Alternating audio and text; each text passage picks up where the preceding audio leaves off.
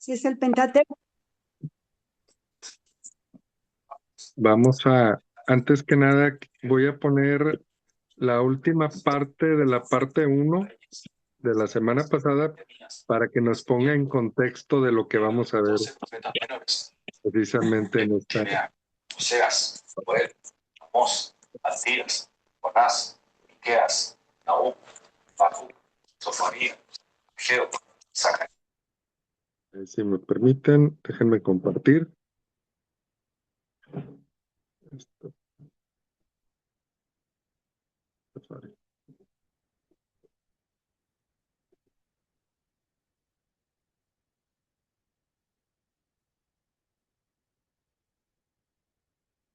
De Dios sobre toda la humanidad en los días del Mesías. Y San Pedro, con un coraje increíble, dice: ahora todos los que los profetas han prometido, ahora está delante de vosotros, ahora sucede. Ahora es el momento cuando se realiza esta profecía, que Dios se derrama su espíritu sobre toda la humanidad. No como en el Antiguo Testamento sobre algunas personas, en algunas circunstancias, sino sobre todos los siervos, las siervas, los hijos, los padres, los jóvenes y los ancianos. Estamos aquí delante de la manifestación del espíritu carismático. Es decir, que después de cambiar el corazón del hombre, después del espíritu transformador y creador, hay el espíritu carismático, es decir, el espíritu que otorga carismas, dones particulares para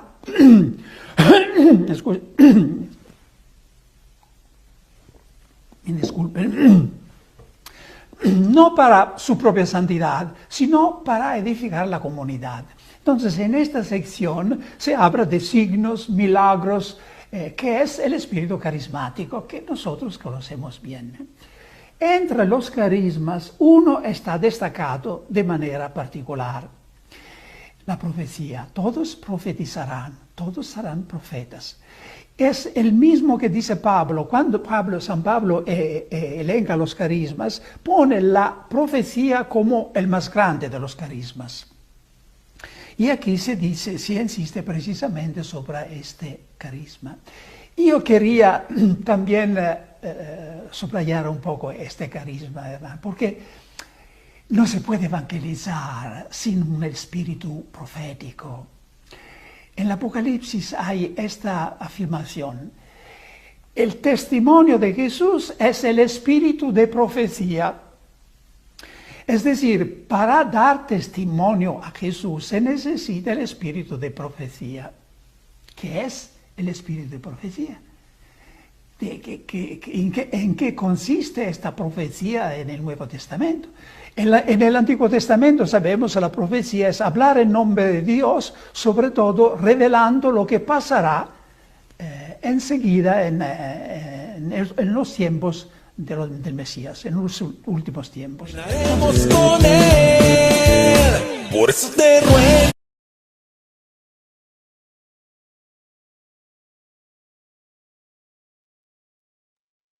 No se me asusten, no llegaron al final. Puse el final de la primera parte para que nos sirviera de contexto. Sigue la segunda parte.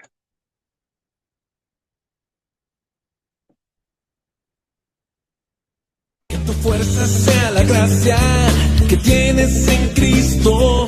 El atleta no será premiado si no ha competido según lo establecido. Oh, oh, oh, oh, oh. Si hemos muerto con Él, también viviremos con Él. Si sufrimos con Él, también reinaremos con Él. Por eso te ruego que prediques a tiempo y destiempo el Evangelio. Por eso te ruego que te dediques a tiempo completo a tu ministerio. Ve y predica el Evangelio.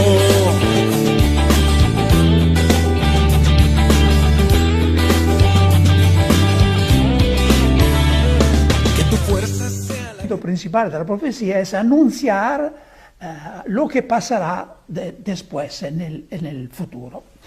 Ahora, con la venida de Jesús, no es este el sentido más importante de la profecía. No es anunciar algo futuro, sino ayudar a la gente a tomar conciencia de algo que está allí, presente. Es arrastrar del rostro la máscara y hacer ver la realidad, que el reino de Dios ha venido, está en medio de nosotros.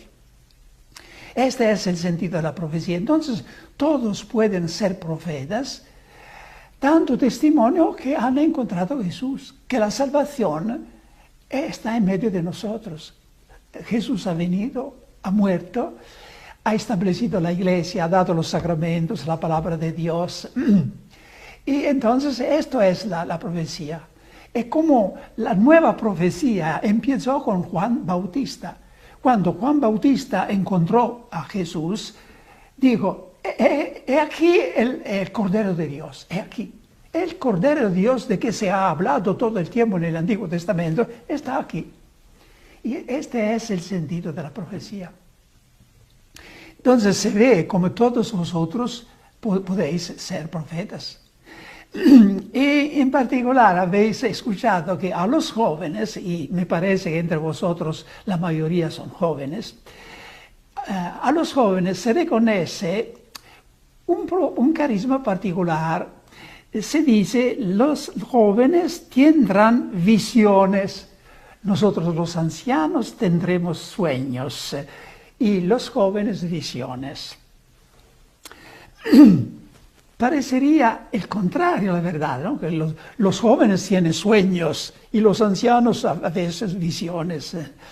No, el sueño es verdaderamente un carisma cuando no es un fenómeno natural. Cuando un anciano como Juan 23 sueña el concilio, ahí se ve como un anciano tiene la profecía del sueño.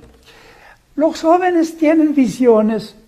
¿Qué es un joven con visión? Es un joven que tiene un ideal, que sabe por qué está al mundo. Entonces está seguro y no está tan expuesto a los cambios que hay alrededor, a los contrastes, porque tiene un baricentro, tiene una visión. Esta visión que no se acaba ni siquiera con la muerte, porque es una visión que se extiende al futuro, a la vida eterna.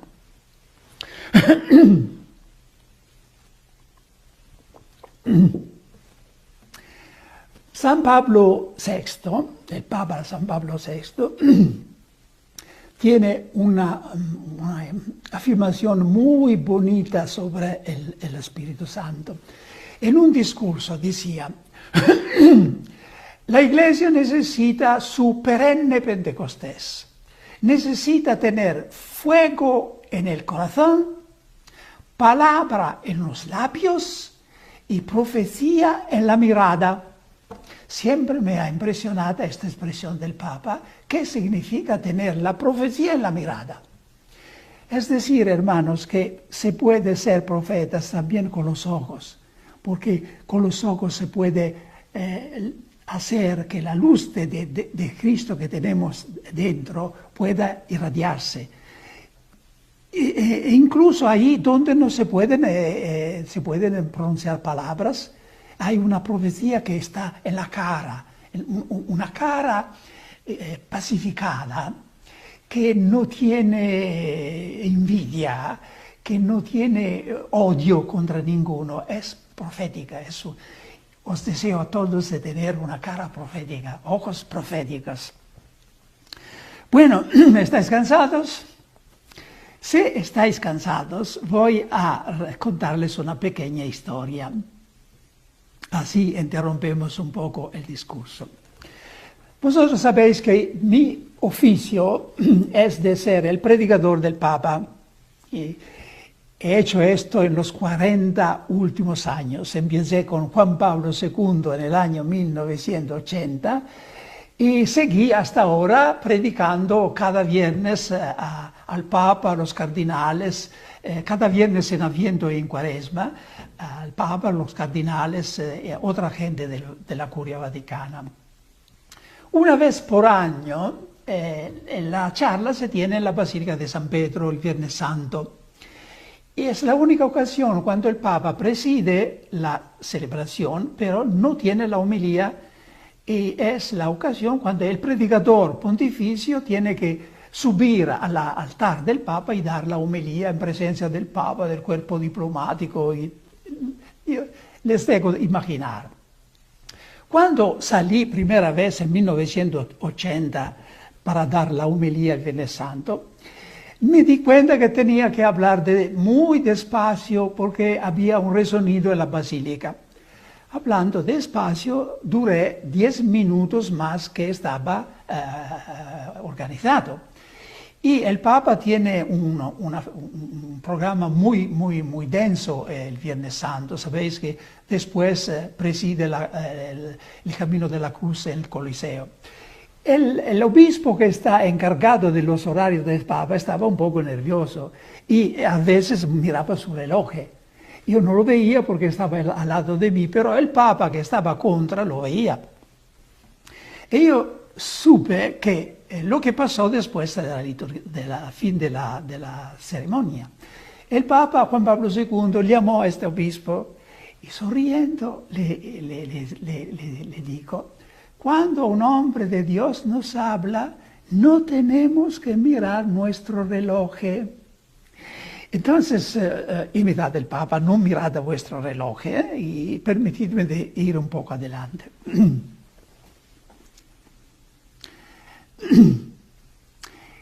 Entonces, Pedro dijo: israelitas, escuchen mis palabras. Dios acreditó entre ustedes a Jesús de Nazaret. Hizo que realizara entre ustedes milagros, prodigios y señales que ya conocen. Ustedes, sin embargo, lo entregaron a los paganos para ser crucificado y morir en la cruz. Y con esto se cumplió el plan que Dios tenía dispuesto.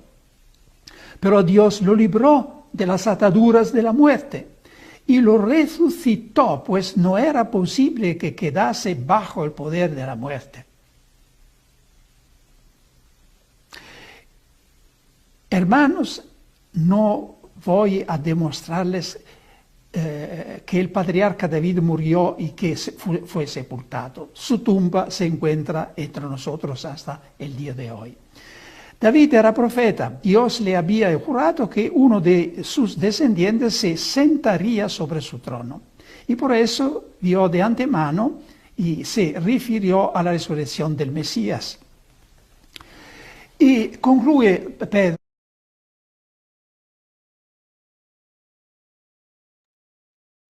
Te perdí un poquito el audio, ¿verdad? Se quedó parado. Ok, voy a regresar tantito.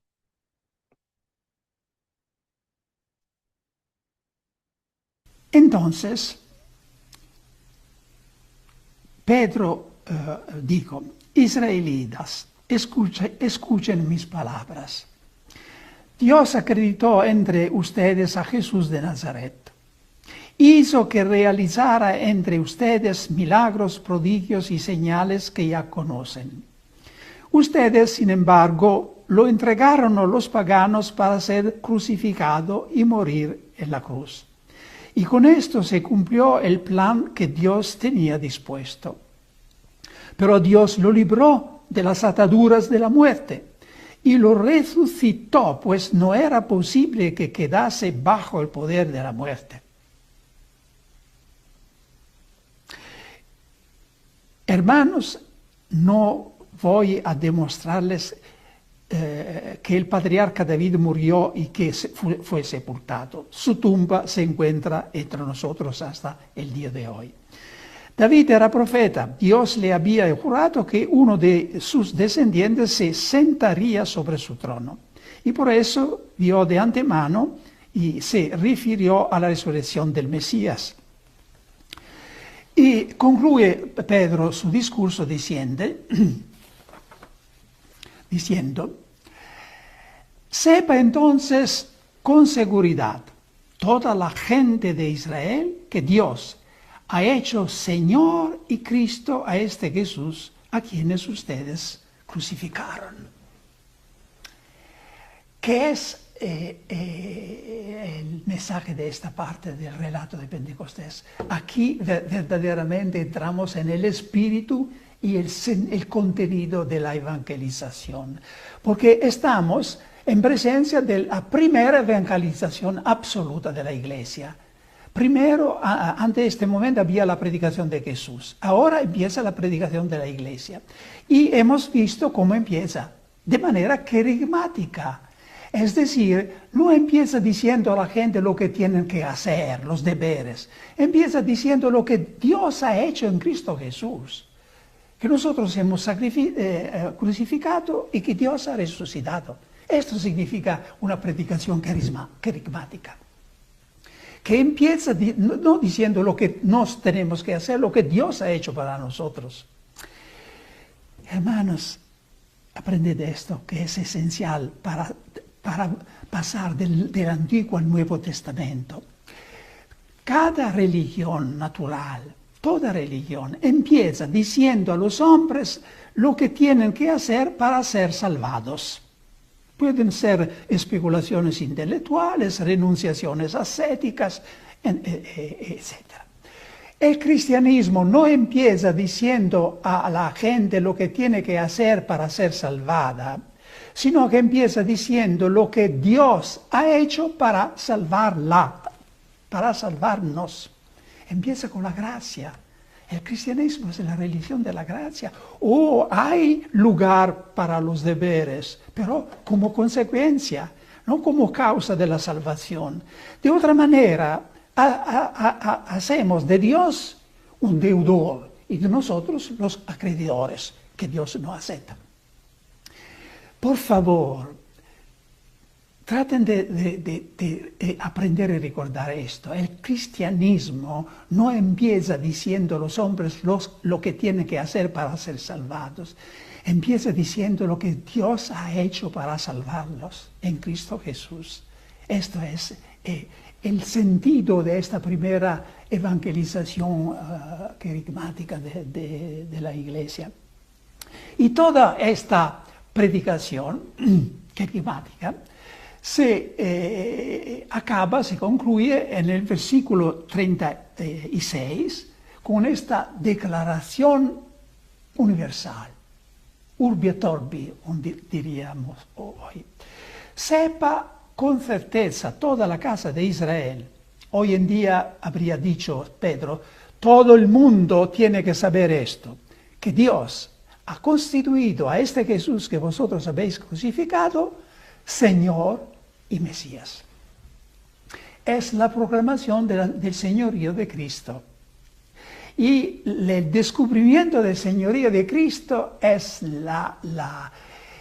tal vez el aporte más importante que la renovación carismática ha dado a la Iglesia. Descubrir qué significa proclamar a Jesús Señor. Significa proclamarlo Dios, porque el Señor, Adonai en hebraico y Kyrios en griego, significa parecido a un ser parecido a Dios. Es la proclamación entonces de la divinidad de Jesús, pero no en abstracto, como verdad dogmática, sino significa proclamar que Jesús es el Señor.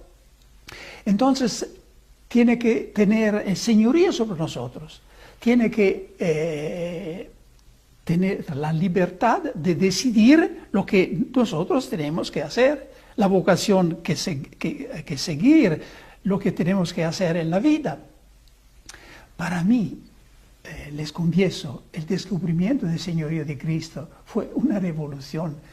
Yo había estudiado y enseñado incluso cristología, las doctrinas sobre Jesús, pero cuando vino el Espíritu, el poder del Espíritu, este título de Jesús se volvió en algo vivo, porque decir Jesús es el Señor significa decir, está resucitado, está vivo, entonces está aquí, al lado de mí, y Él puede llenar mi vida.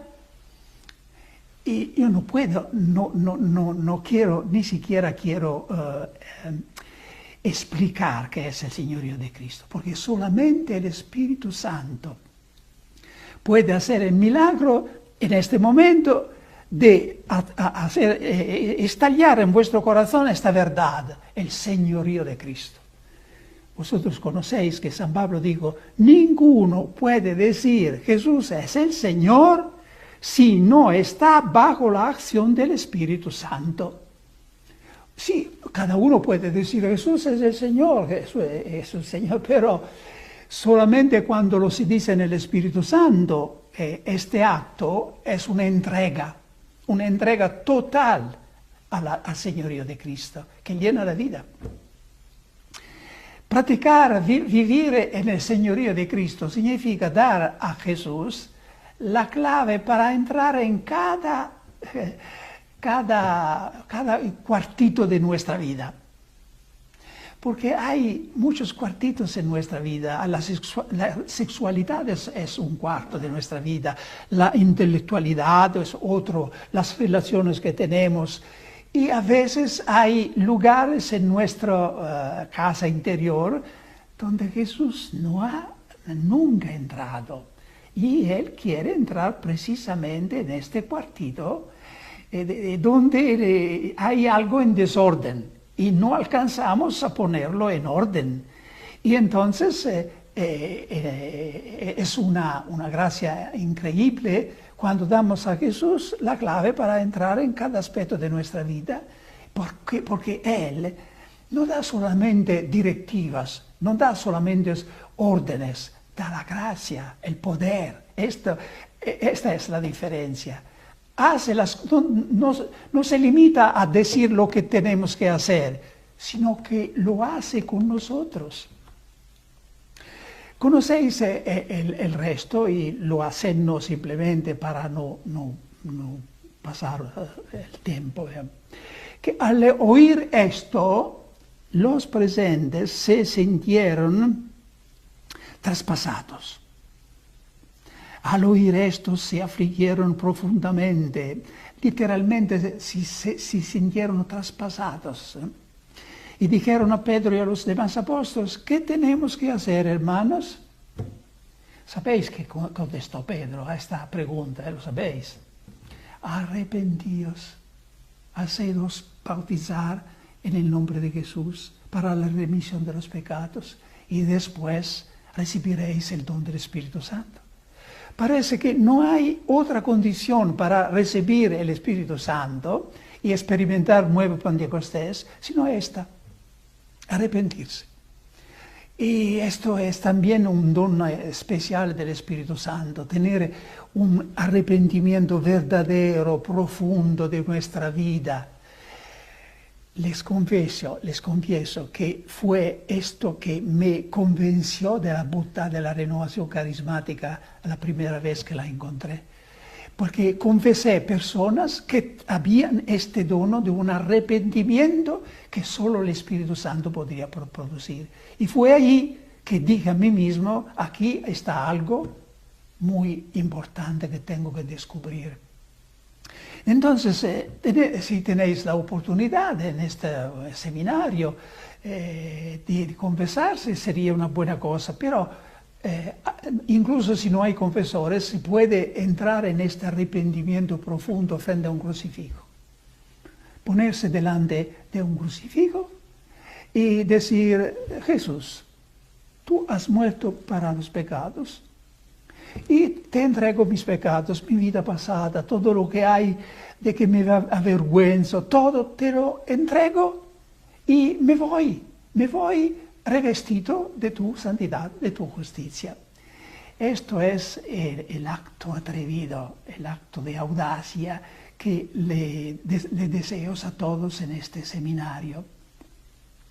De nuevo, desde Roma, un saludo a todos y buen proseguimiento de vuestro seminario. Fuerza sea la gracia que tienes.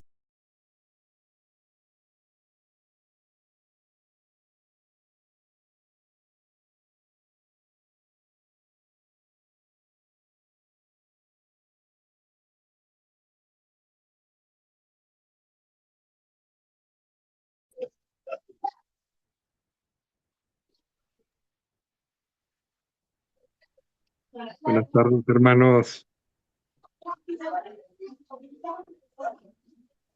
Bueno, pues ya. Buenas tardes. Buenas tardes, buenas tardes.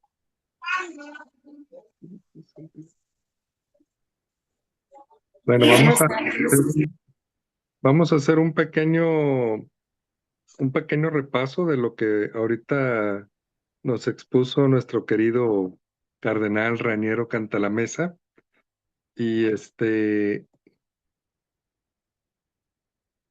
Y profundizando en algunos puntitos y luego abrimos un poquito el micrófono para quien guste compartir dudas, etcétera. Bueno, muy bien. Primero, perdón, nos comenta el padre Raniero, dice, el carisma que está destacado en la profecía de Joel es la profecía, porque dice ahí en Hechos 2:17, mencionando al profeta Joel, dice, sus hijos e hijas profetizarán. Y ahí es parejo, ahí es en sentido amplio. Y así en sentido amplio, pues nosotros con el bautismo o bautizo somos sacerdotes, profetas y reyes.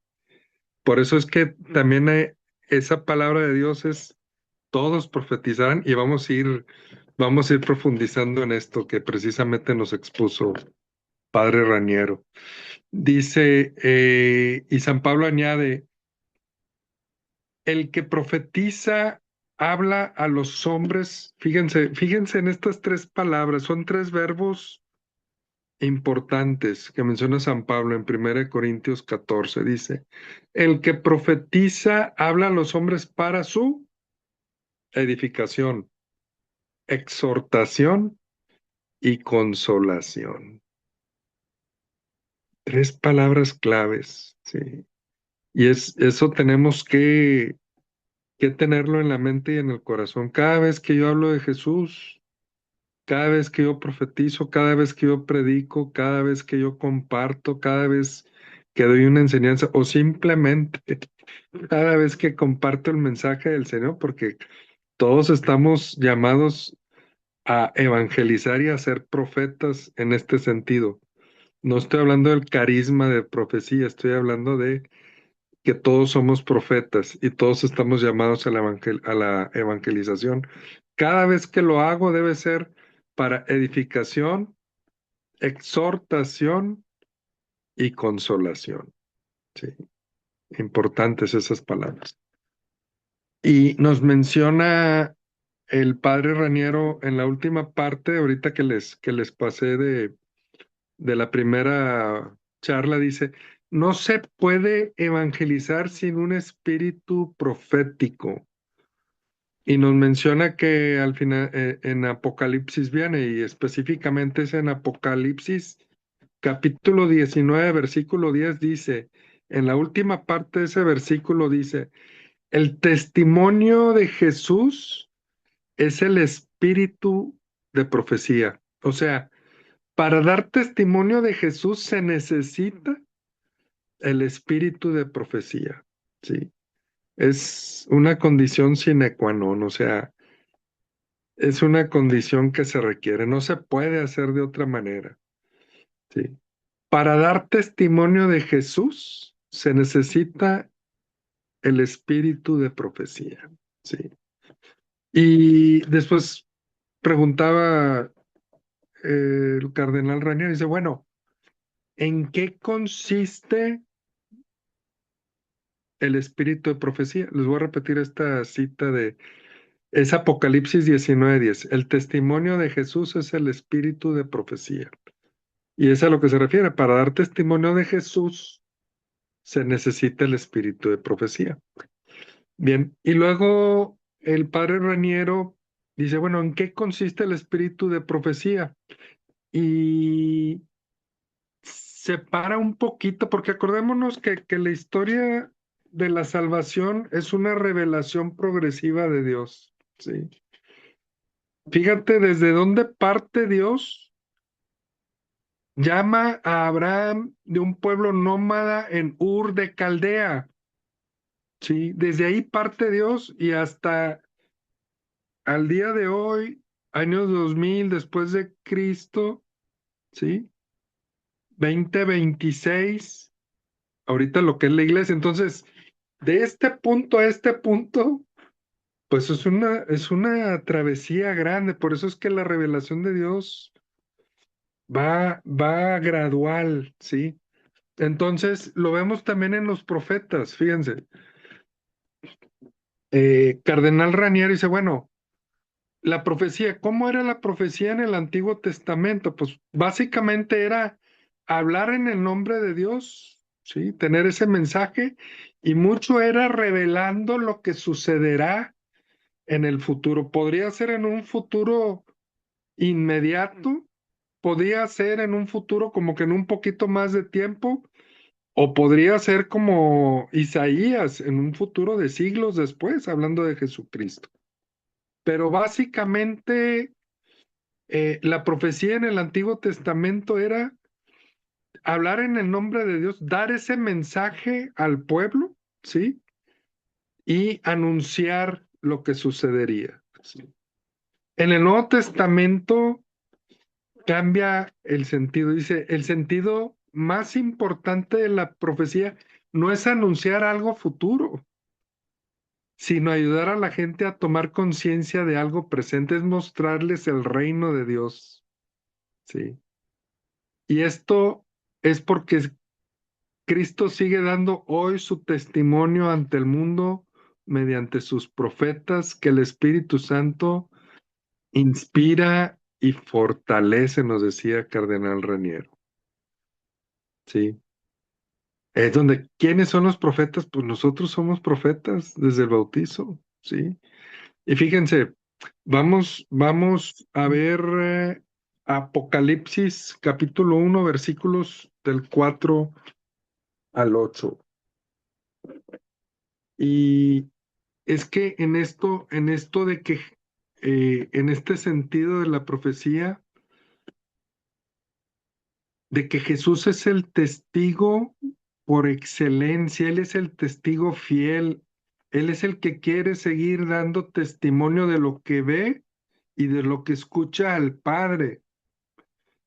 Y su medio predilecto para dar este mensaje eres tú y soy yo, hermano. Pero esto nace y sale del corazón de Jesús. Él es el testigo fiel y aquí lo vamos a ver en Apocalipsis, capítulo 1, versos del 4 al 8.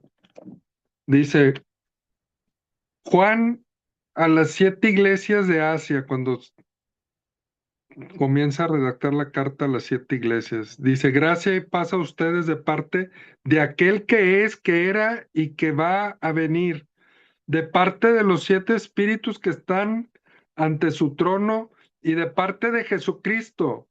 Ojo, el testigo fiel, el primogénito de entre los muertos, el príncipe de los reyes de la tierra, al que nos ama y nos ha lavado con su sangre de nuestros pecados y ha hecho de nosotros un reino de sacerdotes para su Dios y Padre.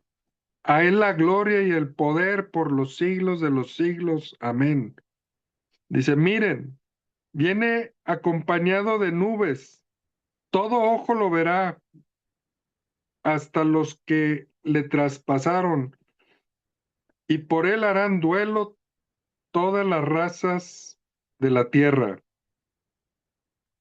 Sí, amén. Yo soy el Alfa y el Omega, dice el Señor Dios, aquel que es, que era y que va a venir, el Todopoderoso. Palabra de Dios. Entonces, fíjense, hermano, el que es, el que era y el que ha de venir, Él es el testigo fiel. Si nosotros damos este mensaje, si nosotros somos profetas, es por el testigo por autonomacía, es por el testigo por excelencia, porque él, Cristo en nosotros, es quien quiere dar el mensaje. Él en nosotros, ¿sí? Él con su gracia es el que nos mueve a dar este mensaje. Entonces, Él es el testigo fiel. Nosotros somos el medio, pero no somos un medio, solamente un instrumento. No, primero se nos presenta a nosotros. Primero nos busca a nosotros. Busca el encuentro contigo y conmigo. Busca antes de que tú hables de Dios y hables del amor de Dios, quiere mostrarte su amor a ti primero, que lo experimentes primero, que lo vivas primero.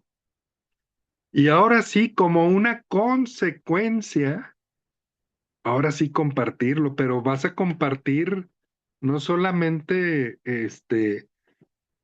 ideas, no solamente citas bíblicas, no, vas a compartir tu experiencia, vas a compartir tu vida, ¿sí? Porque Cristo en ti es el que quiere seguir siendo testigo del Padre. Entonces, Él es el profeta con P mayúscula, el Señor, y Él nos comparte de su profecía para compartirlo. Dice, y el cardenal Raniero nos comenta que la nueva profecía comenzó precisamente con San Juan Bautista, que dice, he aquí el Cordero de Dios, el que quita el pecado del mundo. Él es el que presenta a Jesús y nosotros tenemos que presentar a Jesús también, no solo con palabras, sino con tu misma persona. Quien te vea a ti, que vea a Cristo, quien te escuche a ti, que escuche a Cristo. Quien vea tu mirada, sienta la mirada de Cristo. Sí. Fíjense, vamos a leer, les voy a leer 2 Corintios 3:3, lo que dice San Pablo.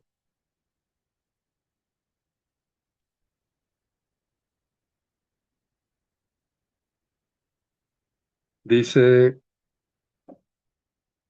evidentemente son una carta de Cristo redactada por ministerio nuestro. Le está escribiendo San Pablo a los Corintios. Dice, son una carta de Cristo redactada por ministerio nuestro, escrita no con tinta, sino con el Espíritu de Dios vivo, no en tablas de piedra, sino en tablas de carne en los corazones. Palabra de Dios. No en tablas de piedra, sino en tablas de carne en los corazones. Es decir, Dios desde tu corazón escribe y desde ahí quiere compartir. ¿Sí?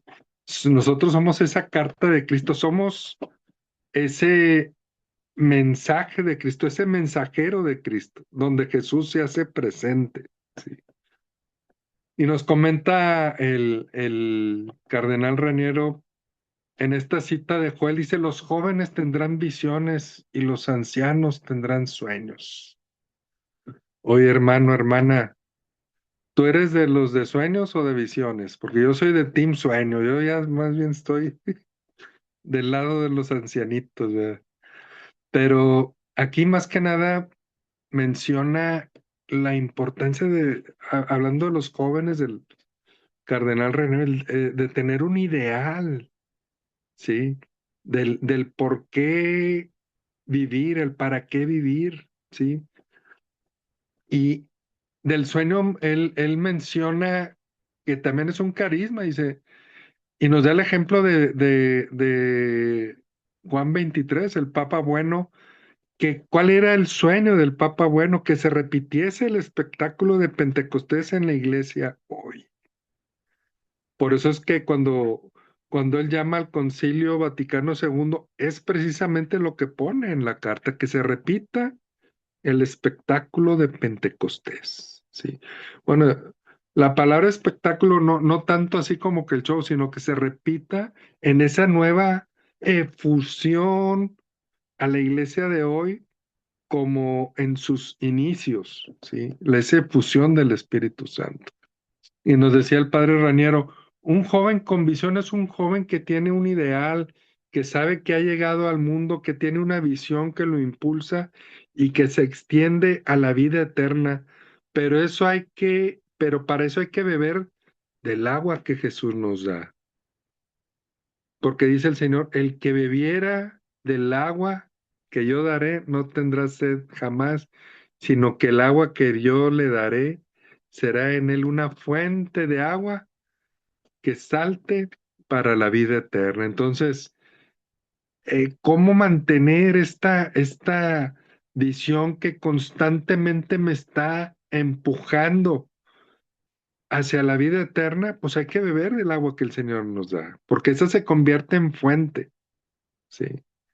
Y precisamente el Espíritu Santo es esta agua viva que nos impulsa hacia la vida eterna.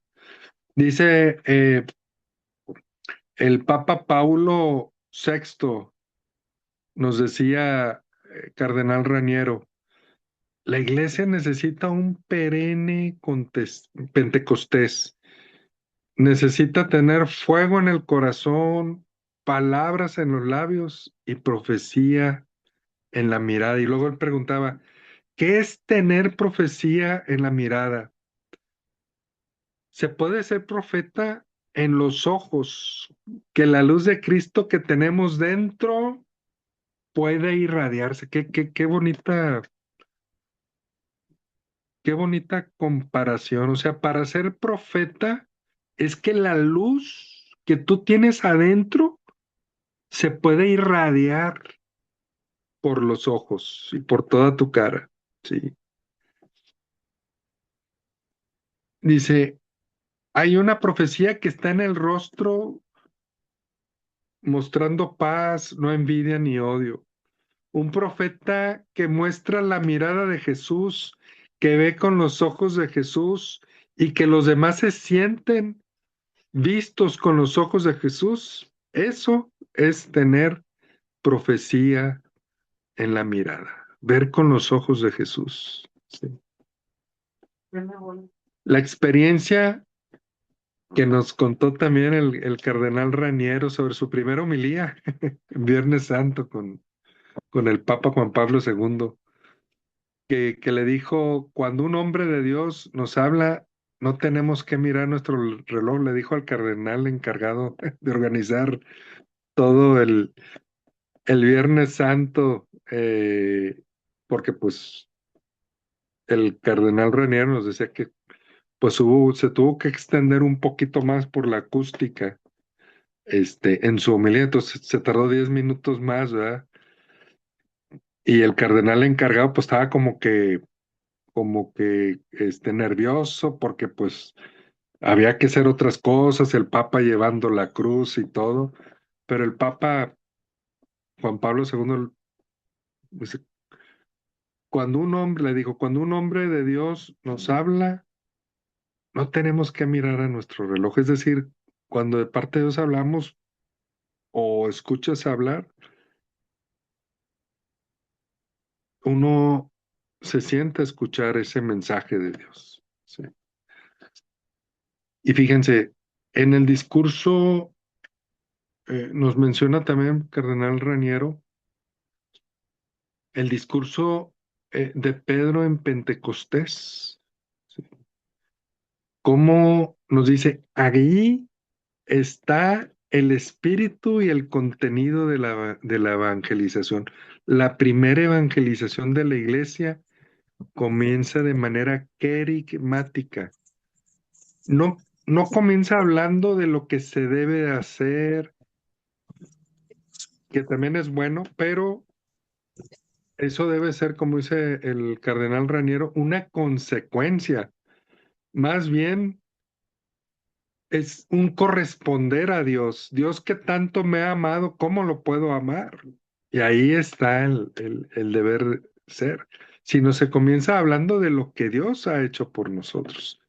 Y nos comparte el cardenal Raniero, dice, toda religión comienza diciendo lo que el hombre debe hacer para salvarse. Dice, en cambio el cristianismo comienza diciendo lo que Dios ha hecho para salvar a la gente. Empieza con la gracia, es la religión de la gracia. Dice, si hay un lugar para los deberes, pero no como causa de la salvación, es decir, no es algo que yo tengo que hacer para conquistarlo, más bien es una respuesta al amor de Dios, porque haríamos, dice el cardenal Raniero, de Dios un deudor y nosotros los acreedores con la postura de ya cumplí con mi parte, ahora ya merezco la salvación, ¿sí? Ahora ya cumplí con mi parte, Señor, ahora ayúdame, ahora sáname. Sí, queremos como que obligar a Dios con lo que hayamos hecho y no es así, hermanos.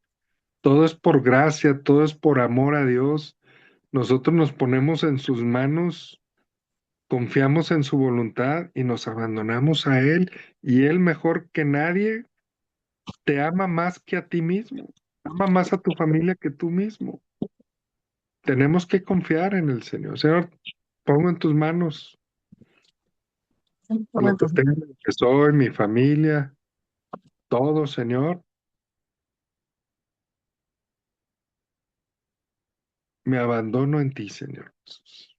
No es un querer obligarlo, es también sí pedirle, pero abandonarnos a Él. Sí. Dice, y comenta el cardenal Raniero, el discurso de Pedro, este discurso de Pentecostés termina diciendo, Dios lo ha constituido Señor y Mesías a Cristo. Es decir, ahí Pedro, en el discurso querigmático, se aventó todo el querigma, ¿sí? Habló del amor de Dios, de que desde Joel, habló del pecado, si ustedes lo mataron por instigación de las autoridades religiosas, habló del pecado, habló de que Dios lo resucitó, habló de Jesús, habló del señorío, ¿sí? Este, entonces, prácticamente les dio el querigma, ¿sí? Les dio el querigma, Pedro, ¿verdad? El seminario de vida en el Espíritu.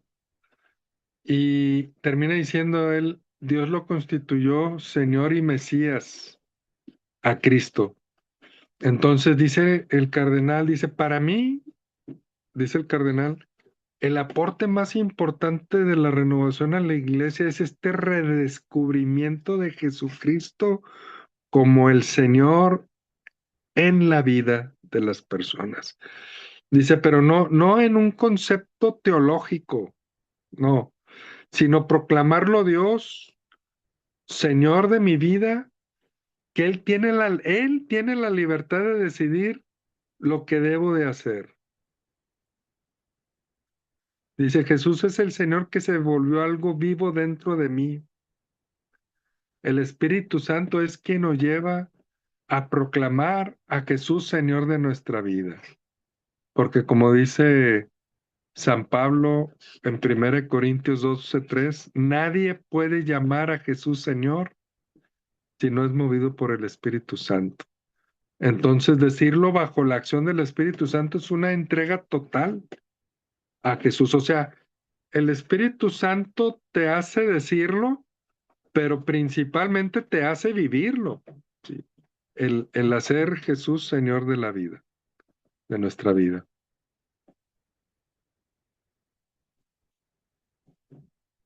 Hacer Jesús el Señor, nos decía el cardenal Raniero, es darle la llave de cada cuartito de nuestra existencia.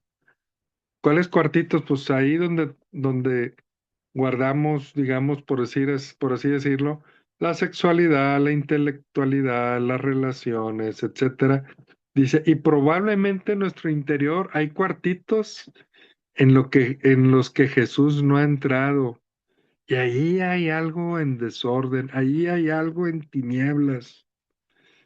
Dice, es una gracia darle a Jesús el acceso a todos los cuartos de nuestra vida, porque el Señor no solo da órdenes, no solo da mandamientos, nos da también la gracia, el poder. No se limita a decir lo que debemos hacer, sino que lo hace con nosotros y en nosotros. Sí. Nos comentaba también el cardenal Raniero, dice, al final del discurso de Pedro, dice, se sintieron traspasados y preguntaron, ¿qué tenemos que hacer? Y la respuesta de Pedro, arrepiéntanse y háganse bautizar para recibir el Espíritu Santo. Entonces ahí también les dio el tema del don del Espíritu, ¿verdad? Y fe y conversión, arrepiéntanse. Pareciera que esta es la condición que pone Pedro para recibir el Espíritu Santo. Arrepentirse, un arrepentimiento profundo. ¿Sí? Entonces, yo quiero cerrar esta parte con una oración pidiéndole al Señor dos gracias. La primera gracia que vamos a pedirle es la gracia del arrepentimiento profundo. En nombre del Padre, del Hijo y del Espíritu Santo. Amén. Bendito seas, Santo Espíritu de Dios. Bendito seas porque tú eres quien nos muestra a Jesús. Tú eres quien nos lleva al Padre. Tú eres el que va embelleciendo a esta esposa, esta novia que es la iglesia, preparándola para el novio. Bendito seas, Espíritu Santo. Y hoy te pedimos, Santo Espíritu, que vengas con tu fuerza, que vengas con tu poder y nos muestres también nuestro interior para movernos al arrepentimiento. Nos puedas mostrar, dice la palabra, tú nos hablarás referente al pecado para que nos puedas mostrar la maldad, Espíritu Santo, que hay en el pecado y puedas mover nuestro corazón al arrepentimiento profundo. Ven, Espíritu Santo, y desata en nosotros estas cuerdas de pecado. Venos liberando con tu gracia, con tu poder, con tu fuerza. Ven, Espíritu Santo, y permite que veamos también las manchas que tenemos, no para sentirnos acusados por ti, sino más bien sentirnos necesitados de ti, necesitados de tu gracia, necesitados de tu poder, necesitados de tu purificación.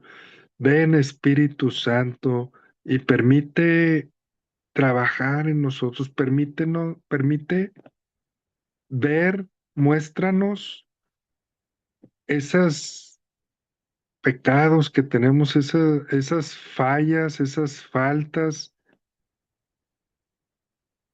pero para darnos tu gracia, Espíritu Santo, para que cambies este corazón de piedra, también, Espíritu Santo, que muchas veces no se inmuta ante el dolor externo, ante el dolor de los demás. Ven a trabajar fuertemente en mí, en cada uno de nosotros, Espíritu Santo. Ven, Espíritu Santo, y muéstranos, danos este arrepentimiento, pero también danos la gracia, danos tu gracia para salir adelante. Ven y rompe cadenas que podamos tener, ataduras que podamos tener, resentimientos, odios, pecados, todo lo que pueda haber en nosotros, egoísmos, envidias, todo lo que no le agrade al Señor. Ven, Espíritu Santo, y llévatelo.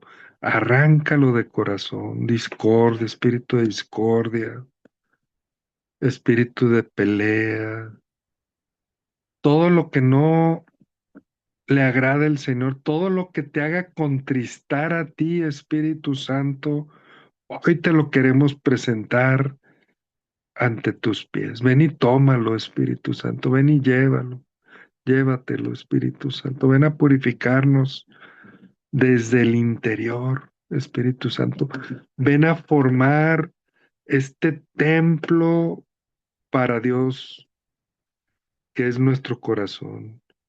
Ven a limpiarlo, Espíritu Santo. Pero también, Espíritu Santo, queremos pedirte la gracia que tú seas también el Señor de nuestra vida, que Jesús sea el Señor de nuestra vida. No queremos que este templo sea compartido con el pecado, con el maligno, con el mundo, con nuestra carne. No queremos que sea compartido, Espíritu Santo. Por eso es que te pedimos que vengas con tu fuerza y que a nuestro Señor Jesucristo le damos todas y cada una de las llaves de nuestro interior. Que venga el Señor Jesús con su luz, con su gracia, con su fuerza, con su poder, con su sanidad, con su presencia. Ven, Señor Jesús, ilumina, Señor, toda nuestra vida, que no se quede una parte de mi vida que no sea tocada por ti, que no sea iluminada por ti, una parte de mi vida que no sea redimida por ti, que no sea rescatada por ti, que no sea transformada por ti. Ven, Señor Jesús, te entrego todas las áreas de mi vida. Ven y enseñoréate en todo lo que tengo y todo lo que soy, Señor, puesto que me has creado para ti, Señor. Y yo quiero que sea Señor completo, no quiero guardarme cuartitos para mí, Señor, para mi pecado, para mis malas intenciones. No quiero guardarme cuartitos. Ven, Señor, con tu espíritu y sopla tu ruaj, tu aliento de vida dentro de mí y purifícame, Señor. Transfórmame, Señor. Te lo entrego todo, Señor. Tómalo todo. Quiero ser todo, toda tuyo, Señor. Toma control total de lo que tengo y de lo que soy, de mi pasado, presente y futuro, de mi cuerpo, alma y espíritu, de todas mis posesiones, de todos mis bienes, de todo, Señor. Tómalo todo, puesto que yo te pertenezco a ti, Señor. Y no quiero guardarme nada que no esté bajo tu dominio, que no esté bajo tu señorío, que no esté bajo tu guía, que no esté bajo tu bendición. Ven, Señor Jesús, y transfórmame para ser un auténtico profeta, para proclamar, Señor, tu palabra, pero testimoniar con mi vida lo que has hecho, lo que haces y lo que seguirás haciendo, Señor. Amén. En el nombre del Padre, del Hijo y del Espíritu Santo. Amén.